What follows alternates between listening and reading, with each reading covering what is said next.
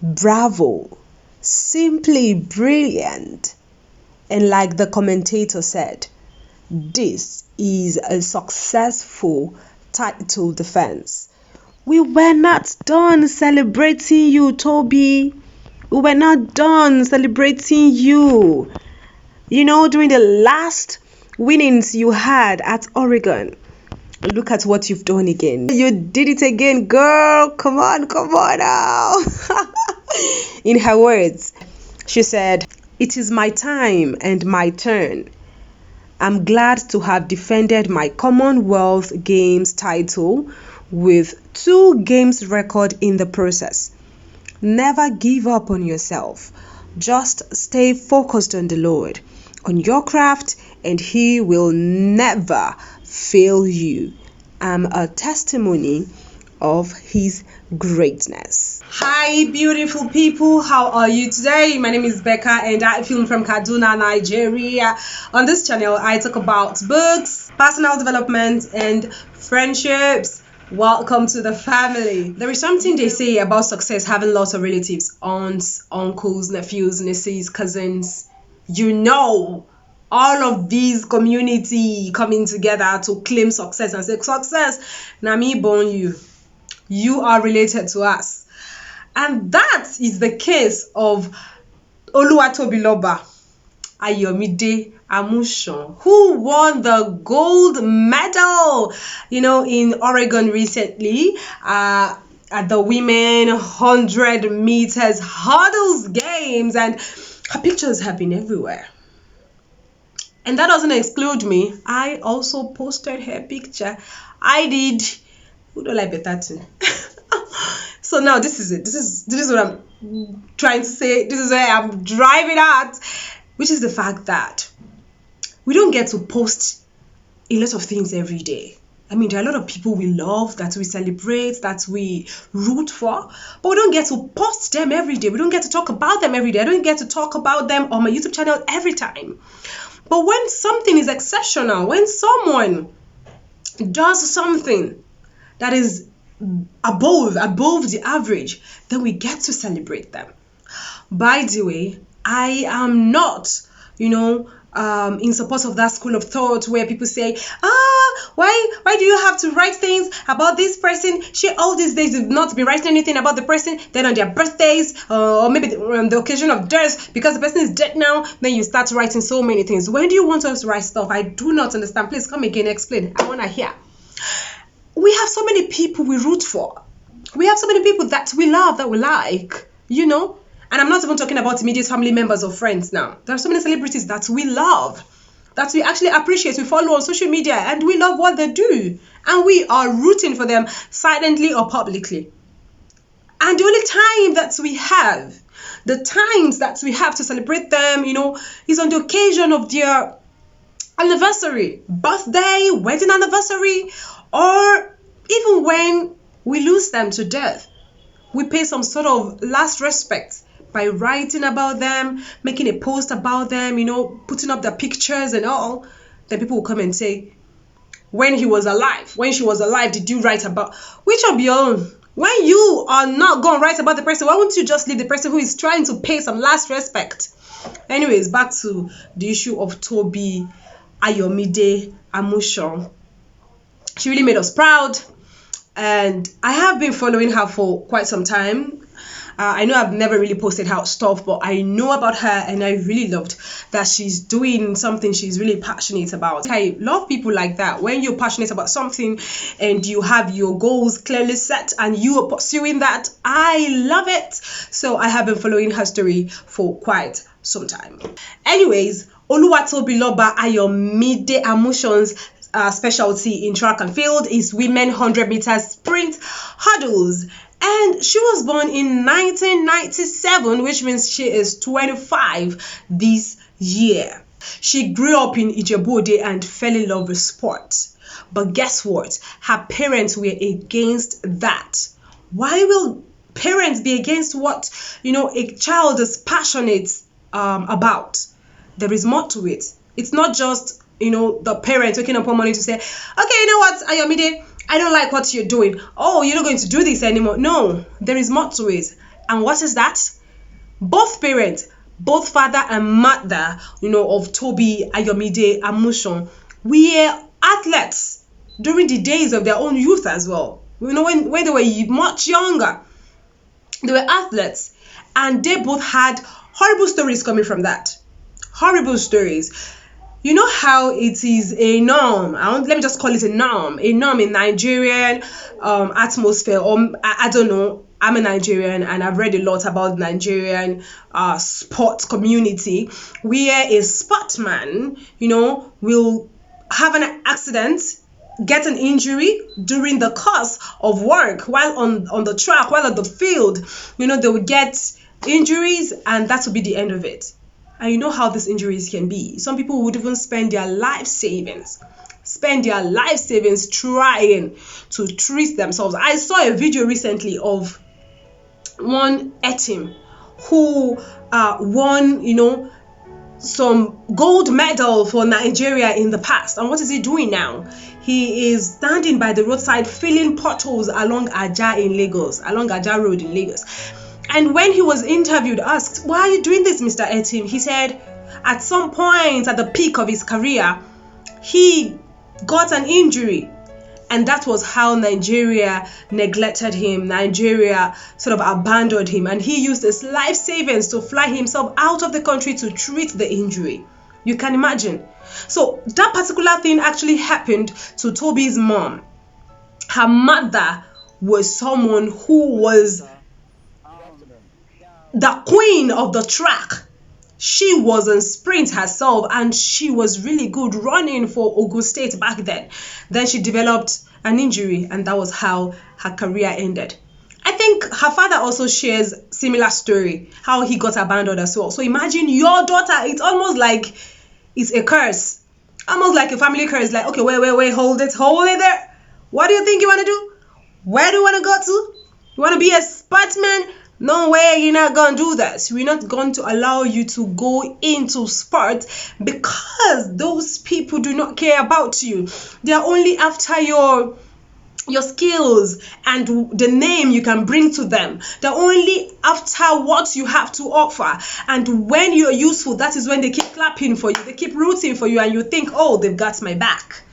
But once you develop an injury, or once they realize through any means whatsoever, coming with any shape, color, size, whatever, once they realize that you are no longer useful, they dump you like a piece of shit. Pardon my language. But that was how it started, and her parent didn't want her to get into this at all. Somehow her mother became an ally. That was the person God used for her, So her mother started helping her. She would even cover up, because her father didn't want to hear anything in sports. Just school, studies, books, go to school, sit for exams, finish in flying colors. Do not go to the field. Don't go training because you want to run or whatsoever. Don't go near sport. But her mother was there. She even mentioned that sometimes her mother would cover up for her. Her mother would tell the father that, oh, she's going for one competition. Oh, she's going for a debate. Whereas she's actually going to the field for training. Many times the mother would, pack her training kit and go meet her up at the training center to give it to her, because she wouldn't be able to leave home with the kids. She even narrated that at some point when her father found out, the father burnt all her kids to say, girl, if I am your father, you won't continue on this track. You're not going to do this thing. I have told you, I have given you the advice. This is how these things work. You are not wiser than I am. I am your father, that kind of a thing.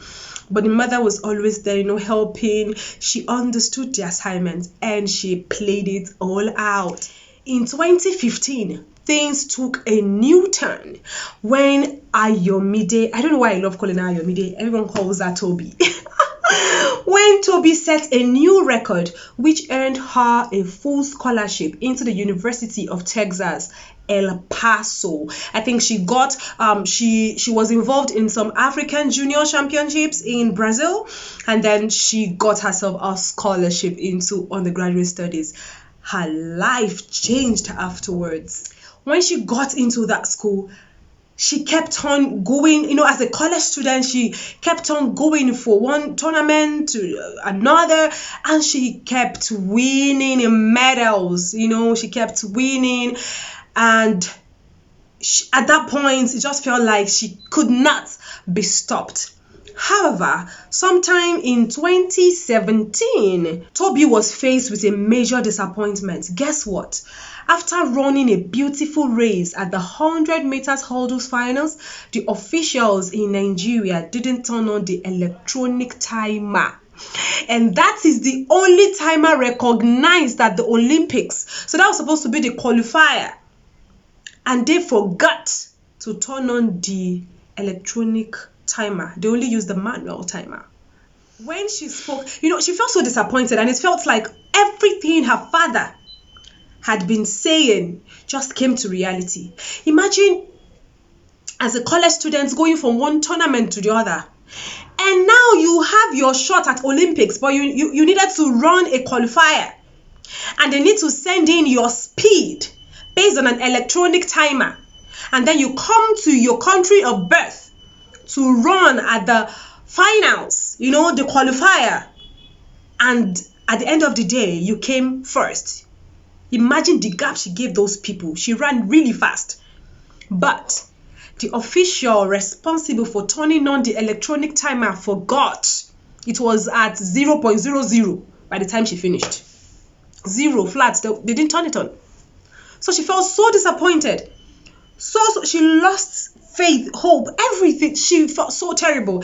And she said, afterwards, she spoke with her coach. She called her coach up, and her coach said this to her. Now you have that time in you, meaning she has the speed. Now you have that time in you. I want you to go out to another track meet and prove to them that if they can't record it at home, they will record it elsewhere.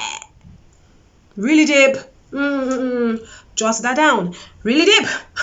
And yes, in 2018, she got a gold medal at the Commonwealth Games.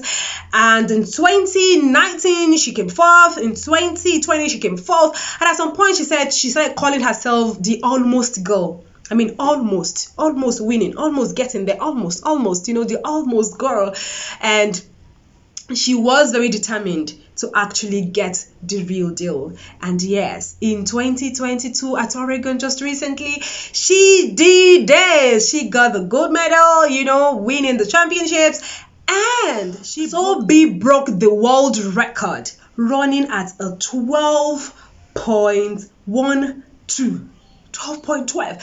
See, if not for the tailwind that discredited the second race, she would have broken her own world record the same day by running at a 12.06. Is that not wonderful? Is that not fantastic? Amazing.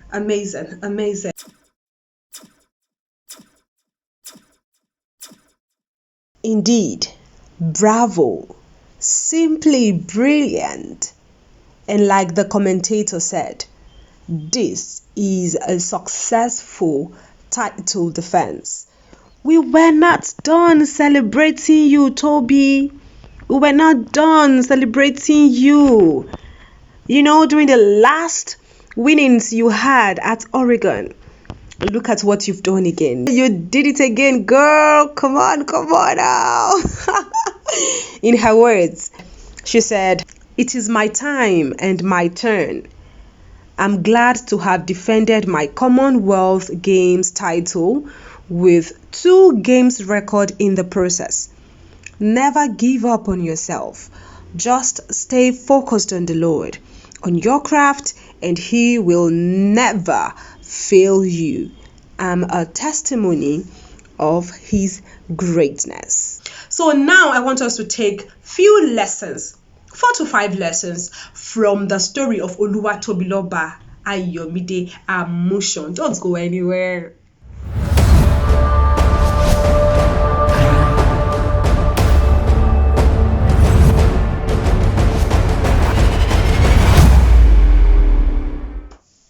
The first lesson I see here is a matter of walking the talk.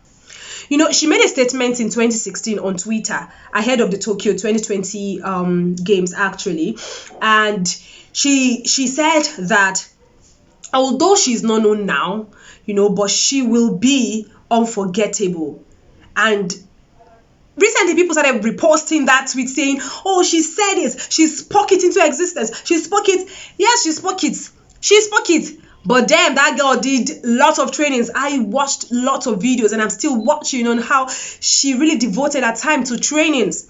She trained for it. She walked the talk. Yes, she really wanted to be unforgettable. She wanted to be known. But she walked the talk. She didn't just say it. So it's not about, I want to say it. Yes, it's good to say it. It's good to be positive. I am a preacher of that, to speak things into existence. But you don't just speak things into existence. You walk it into existence. You walk it into it. You got to do the work. You have to do the work. You have to give it what it takes. Honestly, that is the only way, the sure way to getting ahead. Also, just before the games at Oregon this 2022, she also wrote on the Adidas Wall of Dreams. She captioned it as incoming world record holder and world champion. So you can imagine, she was speaking it into being, right? But she had walked before then. She didn't just go there to say, let me go, I'm writing it, it's going to happen. No. She was speaking it into being, yes, but she had worked for it. She had given it what it takes, Faith without work is nothing. Faith without work is... Number 2, trust God and trust the process. Trust God and trust the process. In all of her posts, tweets, whatever, she kept mentioning the name of God, that God is the one who has been here for her. It has always been about the process, about God, about her coach, about her training program. She trusted the process. She knew that, yes, God will help me. But she also knew that she needed to follow a process. If anyone at all is to become a world record holder and the world champion, you need to walk the talk and you need to follow the process. She knew that and she did it. She trusted her coach. She followed the training program as given to her and she was doing her trainings. She did everything. She mentioned it herself. I'm not even making this up. So, when she was interviewed in 2017 about how she feels with running, I think the person was interviewing her ahead of the games, ahead of the Olympics. And the person was asking, how do you feel running with Kendra Harrison? And she said, fine. I know it's a bit weird because I am just coming out of college, this college student just coming to run with pro athletes. But that is just it. The only difference between me and Harrison is the fact that Harrison owns a world record and I do not have one yet. Emphasis on yet. She knew she could have it one day. She believed that what Harrison did to get to that position can actually be redone. Can actually be done again, can actually be achieved again, can actually be brought back to reality. In fact, she made a statement that Harrison does not have two heads. And if Harrison wasn't careful, she's going to snatch that world record. She said so, that she was going to snatch the world record from Harrison. And look at it now. The rest is history. Number 3, follow who no road. Oh, they say follow who no road. Yes, follow the person who sabi. I think here it's just basically saying you need a coach. You need a mentor. You need a sponsor. You know the difference between a mentor and a sponsor, right? Above all, a sponsor is someone who speaks for you when you are not there. A sponsor is someone who has access into rooms that you cannot enter and they speak for you. So beyond having a mentor, you should have a sponsor. That is the point. So she had a coach and she's got this coach since sometime in 2017. I watched an interview on YouTube, which of course was recorded about 6 years ago. And ahead of the Olympics then, I think it was the 2016 Olympics in Rio, where she came third. Tobi was interviewed alongside her coach, Lasena Golden Clark, and she said, when she was asked how she met Tobi, She said she watched Tobi on YouTube in 2014 when Tobi ran about 13.73 and noted that she did most of what is needed in a hurdle race, and she, that is the coach, said to herself she is the one. She knew at that moment, that was the girl, that Tobi is that person. At that point, Tobi was a freshman. She was 19 at University of Texas, El Paso. And at the point in that was 2015, towards 2016, they were about ahead of the Olympics anyways. She was the #1 junior athlete under 20 in the world at the time, and she was already running at a personal best of 12.83 seconds, and that's the second best ever in history. So no be today Tobi starts. Tobi didn't start today. She's always been on the track, and that is why she could speak with so much authority, so much confidence, that she knows that she will be unforgettable. And of course, we cannot never ever forget Tobi Amusan. Number 4, the high and the mighty will be forced to reckon with you. That is it. I saw Tiwa Savage, run that video call with Tobi, and I was like, oh, girl, you made it. Oh Lord. I can't wait to meet you. I'm I'm so happy for you. Now nobody knows us, right? But by the time, just like Tobi said, we will become unforgettable. People will know us. Forget about these things. Now we are clamoring, we are trying not to be seen, to be known. Forget it. By the time we get there, by the time we make it, by the time we get really known and successful, the mighty and the high will be forced to reckon with us. They would not even know when they will start, when they will reach out, when they say, where is Becca? That is how it's gonna be. Do not worry. And the final but not the least is, haters will hate, potatoes will potate. Be ready, because I remember when this commentator Michael Anderson or whatever, there was this commentator Michael who actually mentioned that the numbers weren't real for Tobi, that it was rounded down too much, that usually you can bring down by 0.01 but not by 0.10. Well, I think we should just be prepared. When things like this happen, a lot of people will come with their hate, a lot of people will come with their criticism, a lot of people will come with things that, won't favor us at the end of the day. But what matters most is that we are ready. We know these things will come and we will not be bothered. We will never be bothered. So that is the point. I do hope we've learned something from the life of Oluwatobiloba Ayomide Amusan. Thank you for watching this video. Kindly share with your friends, share with your colleagues. I want to hear what you have to say about the story and the lessons we are picking from Tobi today. Thank you so much for watching. Till next video, be good, be intentional, be friendly, and keep sharing my videos.